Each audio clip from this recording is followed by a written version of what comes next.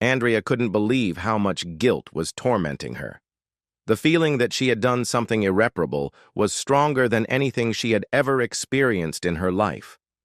On the other hand, one could say that what she had done yesterday was the worst thing she had ever done in her life.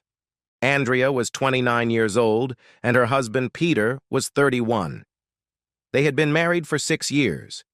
Those 6 years had been the most incredible time of Andrea's life. Peter was smart, funny, and a madly loving husband, and her whole family adored him. Her mother always told Andrea how lucky she was, and Andrea never doubted it for a second. And yet that didn't stop her from sleeping with another man, bringing him into their marital bed and spending the whole night with him. She sat at the kitchen table in her robe, holding a cup of coffee and staring out the window, seeing nothing in front of her. How could she have done this? Should she tell Peter? Was there any chance their marriage could survive her betrayal? Cheating on Peter was the last thing on her mind as she headed to Leo and Diana's party. They lived 3 houses down the street and were Peter and Andrea's best friends. Diana loved to entertain, and she and her husband threw parties every Saturday night. Andrea and Peter were always invited, and on several occasions when Peter's business trips left him no free time, Andrea went to her friend's house alone. Neither she nor Peter saw anything wrong with this. He trusted her completely, and the party was full of people they had known well since moving to Shaker Heights. Peter felt uncomfortable being away from his beloved and was glad that Andrea had the opportunity to enjoy herself. The last party was just like all the others. A buffet with lots of delicious snacks, plenty of beer and wine, live music and dancing, light, sometimes flirtatious conversation. Almost all the guests knew each other and the atmosphere was relaxed and festive. Only one detail distinguished this party from the others. Diana's cousin James had arrived from Los Angeles, and he was drawn to Andrea like a magnet. After Diana introduced them, he didn't leave her side, and they danced several times. James was a tall, attractive man in his mid-30s. He had come to Cleveland to meet with a client for his electronics company, and since he was staying in town for the weekend, Diana had naturally invited him to the party. As the evening progressed and Andrea had a few drinks, she realized that James was interested in her, and she liked it. Nothing ever happened at Diana's parties except harmless flirting and slow dancing with men. James took the opportunity to dance with Andrea twice in the dark living room, pressing her close to him so that she could feel his body. She giggled, flattered by his attention. At one point, she even allowed herself to dream about the two of them in a separate bedroom in Diana's large house. But it was nothing more than the empty fantasies of a drunk woman left alone for the evening without her husband. Around midnight, James thanked Diana and Leo for the party, then found Andrea and led her to the kitchen. "I need to get back to the hotel. Thank you for the dance and the conversation. I had a wonderful time with you." There was nothing but politeness in his words, but as he said them, he looked into Andrea's eyes with such directness and intensity that she trembled. He wanted her, and she could see it as clearly as if he had said, "Come with me to the hotel." Then, with a slight smile, he took her hand and kissed it gently before heading for the front door. Andrea pressed herself against the kitchen counter. She was incredibly excited and felt relieved when James disappeared from view. At the same time, she admitted to herself that she was disappointed that he had left. At 12:35, Andrea said goodbye to her friends and went home, feeling pleasantly lighthearted and thinking about James. He was definitely an attractive man.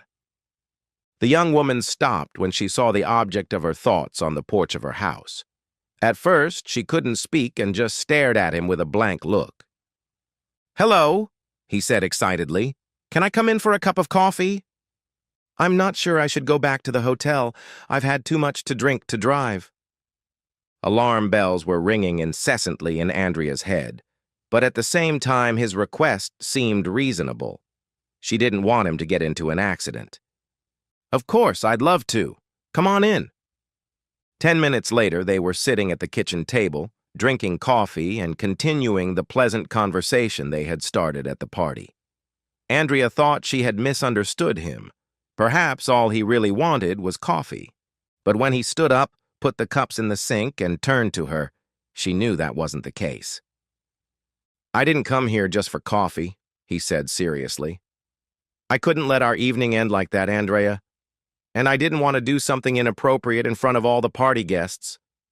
She blushed. You need to go, James." "Yes," he said, moving closer to her. "I probably should, but I don't want to leave. And I don't think you want me to either." James gently took her hands, and Andrea rose from her chair. Before she knew it, they were spinning around, singing one of the songs that had been played at the party. The young woman had mixed feelings. On the one hand, she wanted to stop, to break free from his embrace, but part of her was afraid to let him go, afraid that he would leave. She closed her eyes and continued dancing. A few minutes later, James stopped, took Andrea's face in his hands, looked into her eyes, and kissed her passionately. At first she froze, feeling his lips on hers, then recoiled in shock. The man and woman just stared at each other, unable to say a word. Then James leaned down and kissed her again. The second kiss lasted much longer, and before it ended. When Andrea woke up again, it was almost 10 a.m., and she was alone. She jumped up in a panic, instantly remembering the previous night. "My God! What have I done? Where is James? What am I going to do now?" The bed was empty, and James's clothes were gone. She grabbed her robe and hurried downstairs to find a cup of hot coffee and a short note. "Andrea, thank you for a magical night.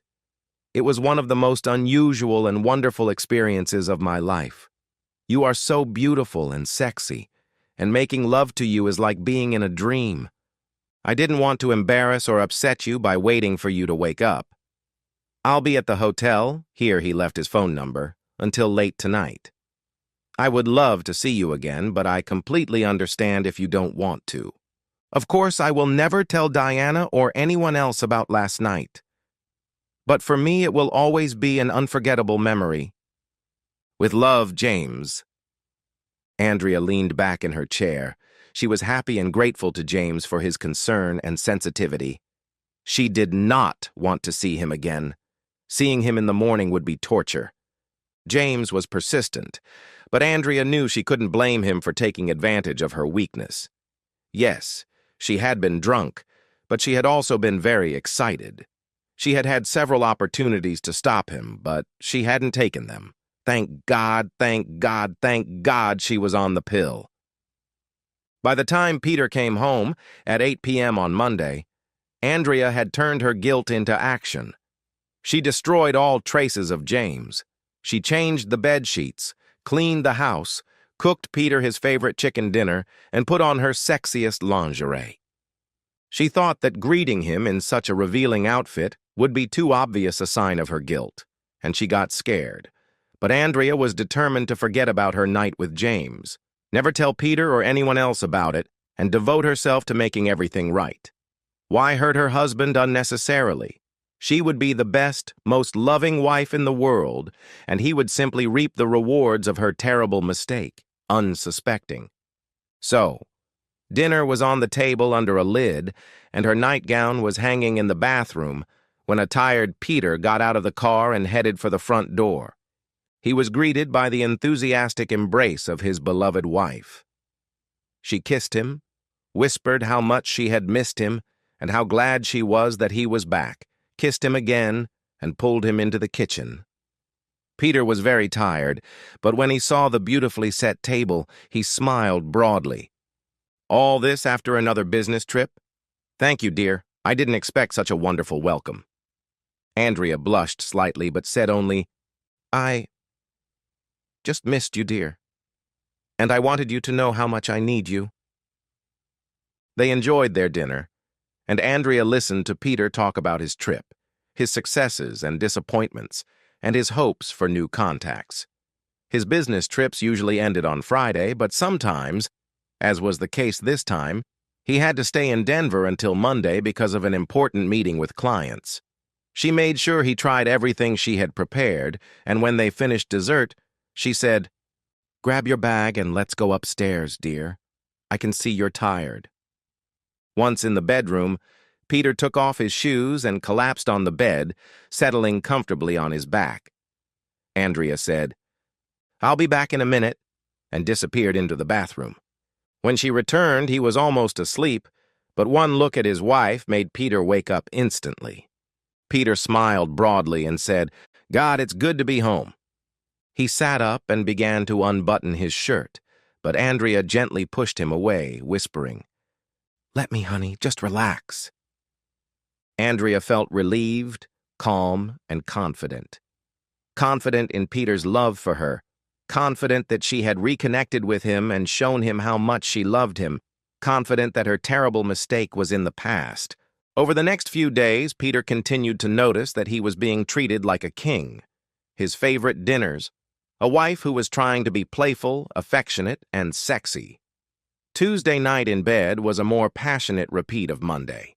On Wednesday, they didn't make love, but they cuddled while watching an old Humphrey Bogart movie, which Andrea knew was one of Peter's favorites. He left for work every day with a big smile on his face and the sweet taste of Andrea's kiss on his lips. It all fell apart on Thursday at 1:27 p.m. Peter was at a boring sales meeting, boring even by the standards of such meetings. He had been going to them for 4 years, and the boring speeches, lectures, and warnings from upper management never changed. He usually spent his time dreaming about how he would rebuild his favorite all-star baseball team. Yogi Berra or Johnny Bench. He could put Joe DiMaggio in center field. But then what would he do with Willie Mays, move him to left? Ruth had to be in his spot. Today, however, he dreamed of Andrea. Of course, she had been simply irresistible this week. Ever since he had returned from Denver, she had fed him, cared for him, and treated him like a champion. It was almost like... Peter suddenly interrupted his thoughts, as if he was too afraid of what the rest of the sentence would bring. But he couldn't stop the words from entering his mind, as if she felt guilty about something.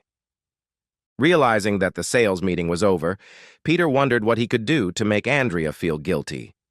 And his thoughts almost instantly turned to the biggest mistake of his life. 2 years ago, when he had cheated on her during a business trip to Phoenix.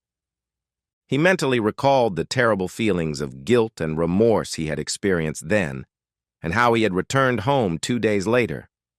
He decided to do everything in his power to make up for his mistake, whatever the cost. He invited her to her favorite restaurant for a surprise dinner. He bought a stunning aquamarine bracelet and gave it to her the following weekend, pretending he had bought it on his business trip. In short, he gave her all his devotion, love, and attention. In fact, Peter did so much that after a week he suddenly became afraid that Andrea might suspect something and gradually changed his behavior. He started leaving dirty socks on the floor and doing other little things, but enough to make Andrea feel that he was still the same imperfect husband she had married. Now Peter was confused. If Andrea had done something normal that she regretted, like scratching the car or spending too much of their savings, she would have already confessed, especially after the last few days. So it had to be something terrible, something she never intended to tell him, and he could only think of one mistake like that.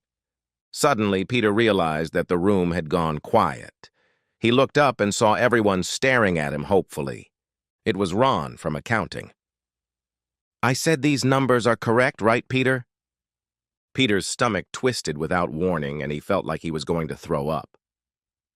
"Sorry, I must have eaten something bad for lunch," he blurted out, and without stopping ran out of the conference room to the restroom. A few seconds later, he threw up in one of the toilets. It took more than 20 minutes before his stomach settled enough for him to get up, wash his face, and leave the restroom. The meeting was canceled. Peter gathered his documents, left them on the table, and told his secretary that he was going home. Julie looked at him sympathetically and said, "I hope it's nothing serious, Peter. You look pale." When he got home, Peter went straight to his bedroom, undressed, and threw his clothes on the floor. He quickly brushed his teeth to get rid of the sour taste and, feeling exhausted, went to bed. But his thoughts and fears wouldn't let him rest. The image of Andrea with another man tormented him, and soon he began to cry, unable to hold back the feelings of loss and pain that overwhelmed him. Peter knew that he had done the same thing, that he was just as guilty as Andrea. He also knew from his own sad experience how easy it was to end up in bed with a stranger. And he knew that it had in no way changed his feelings of love and attachment to his wife. If she didn't love him, why would she treat him that way since his return? But these rational thoughts could barely drown out his pain. The imagined ecstasy of Andrea spun around in his head like a nightmare, preventing him from focusing on anything else. Peter spent long hours before he was finally able to fall asleep. When he woke up, it was almost 5:30. Andrea would be home soon, and he had to decide what to do. Quickly making the bed, taking off his clothes, and jumping in the shower, Peter realized he wasn't ready to talk to her yet. He knew he would have to spend a couple of days avoiding conversation and playing games with his unsuspecting wife until he came up with a plan. The next 36 hours were some of the strangest of their marriage. A husband and wife who loved each other madly were secretly tormented by their thoughts, treating each other with great love. However, in the situation that had developed, both were to blame. In fact, things were much worse for Peter. Andrea, although she continued to blame herself for what she had done with James, consoled herself with two thoughts. First, she knew she would never cheat on Peter again.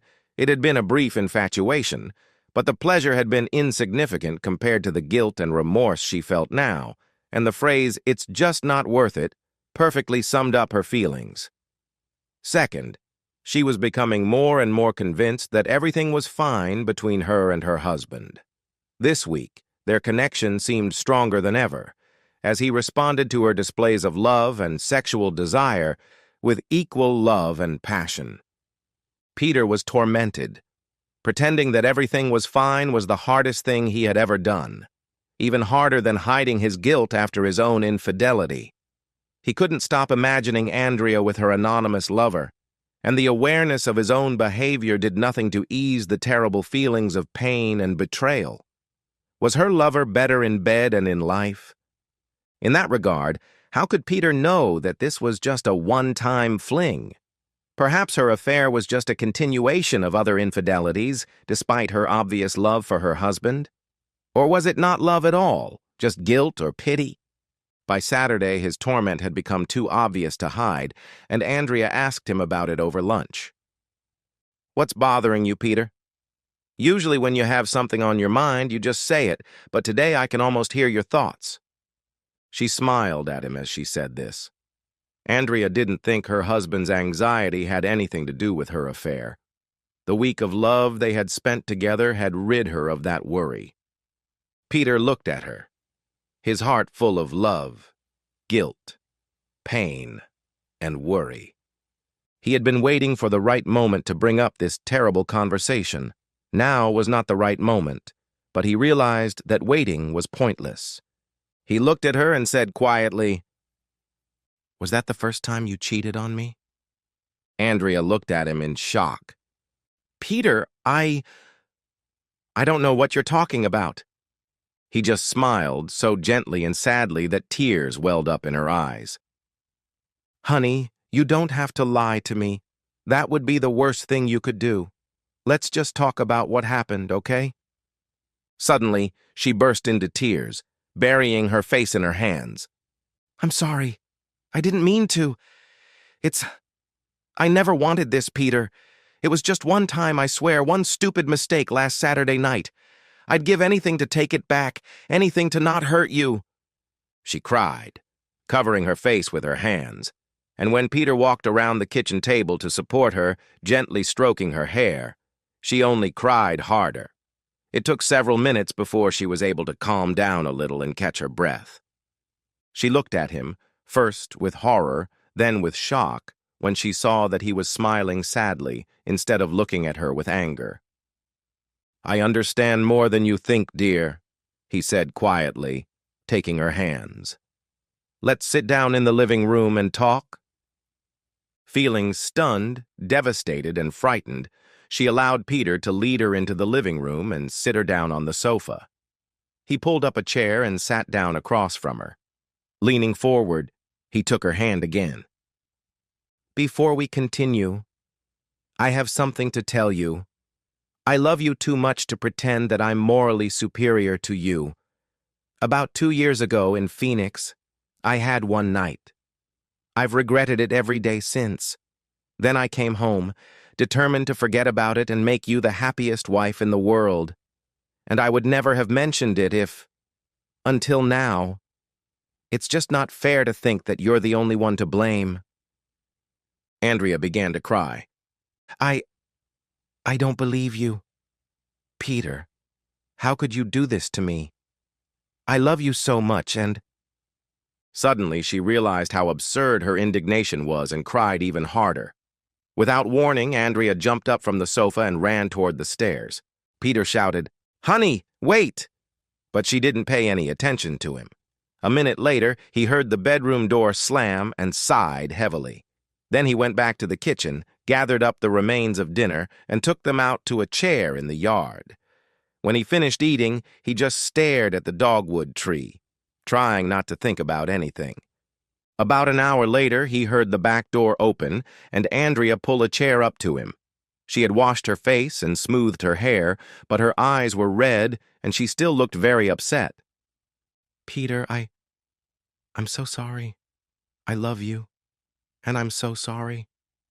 "I know," he said, taking her hand. "I love you too, and believe me, I'm sorry too." They were silent for a moment, then he pulled her toward him and sat her on his lap. She buried her head in his neck and hugged him tightly. "How are we going to live now?" she whispered. "There are 2 ways," he replied quietly. "Talk to each other and make love. I think we need both, in any order." She pulled away to look him in the eyes and said, "I just can't make love, Peter. It's too soon. I can't get those images out of my head. You with that woman in Phoenix. Was she pretty?" Andrea suddenly started crying again, and Peter held her close, stroking her hair. "How could you do that?" she cried. "How could you just jump into bed with another woman? Don't you know how much I adore you? God, I know I look like an idiot, Peter, considering what I've done, but I can't help myself. The thought of you with someone else is tearing me apart." She cried for a long time, and he held her, comforting her with quiet whispers and feeling her pain as his own. Peter couldn't help but smile to himself, thinking about how ridiculous their situation was. "Let me tell you about Phoenix first, okay? Although there's nothing to tell." They were still in the backyard, sitting side by side on 2 chairs, and Andrea was clutching his hand tightly. She just nodded, her eyes fixed on his face. It happened after a routine business meeting with Tushran, just a regular dinner with their representatives, whom I always deal with. However, this time they brought along a new colleague named Noelle so she could familiarize herself with our contract and gain some experience in such negotiations. The meeting went very well. I was allowed to offer a 10% discount on our products, as this was our 4th contract with them. The guys realized that this would look good to their bosses in the purchasing department, so we were all in high spirits. We went to a very nice restaurant and drank 3 bottles of wine. So we had a few drinks, and I couldn't understand why Noelle was interested in me. When dessert and coffee were served, she started sliding her foot under my table. I was shocked and tried not to pay any attention to it, not wanting to say anything in front of Michael and Ted. Then, when they were about to leave, Noelle said she would stay longer. She wanted to learn more about our business and how previous contracts had been negotiated. Suddenly, we were alone, sitting next to each other in a beautiful restaurant, and Noelle suddenly put her hand on my knee. I reminded her that I was married and asked her to stop, but she just smiled and said she was just playing. Peter looked at Andrea, but she was silent, looking at him very seriously. The rest is predictable. I wanted to leave as soon as possible because I was aroused and quite drunk, but I knew Noelle wouldn't be easy to get rid of. She offered to drive me to my hotel, and when we arrived, she parked and simply walked into my room with me. I'm so sorry, Andrea. I had so many chances to stop her. It would have been easy. I just had to be decisive. But I just didn't do it. We went up to my room, and 5 minutes later we were naked and having passionate sex on the bed. Andrea knew that's how the story would go from the beginning, but hearing it was incredibly painful. Was she good? Was she better than me? Young, sexy, and hot? Tears appeared on her cheeks. No, baby. Peter took her hand and kissed her. It was drunk, completely ordinary sex. Yes, it was exciting because she was a new girl and she turned out to be incredibly passionate. But as soon as we finished, I felt terrible. I know it made her angry, but I made her get dressed and leave within a few minutes. And then, cursing myself, I spent the rest of the weekend feeling like shit and flew home, determined to make it right with you. To be the best husband in the world, worthy of you. And never mention it again. They sat there for a minute, and then Andrea said, I decided the same thing. I made a terrible mistake, but it would have been much worse if I had told Peter and caused him such deep pain. I'm just going to love him until the day I die and do everything in my power to make him the happiest man in the world. Can you tell me about it now? You said it happened on Saturday. God, don't tell me it was someone you knew from Diana's party. Andrea quickly told him the whole story, watching apprehensively as Peter turned away from her and clenched his jaw. When she finished, she just waited. Finally, he turned back to her. Sounds like it was pretty hot, baby, he said coldly. Too bad he lives in Los Angeles, or you could have slept with him again. Andrea jumped to her feet, pulling her hand out of his. That's not fair, she exclaimed. I told you it was nothing special.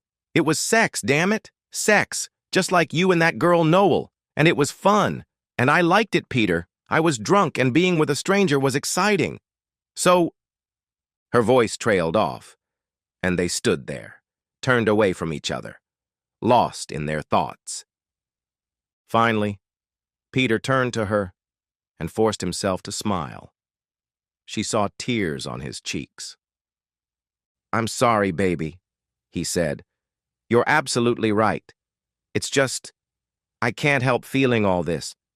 Everything's mixed up in my head and it's hard to sort out.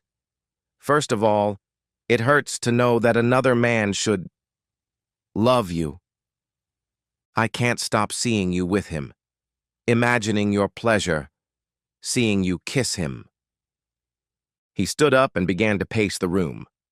It tears me apart and scares me. What if you decide you need other men? What if you don't need me?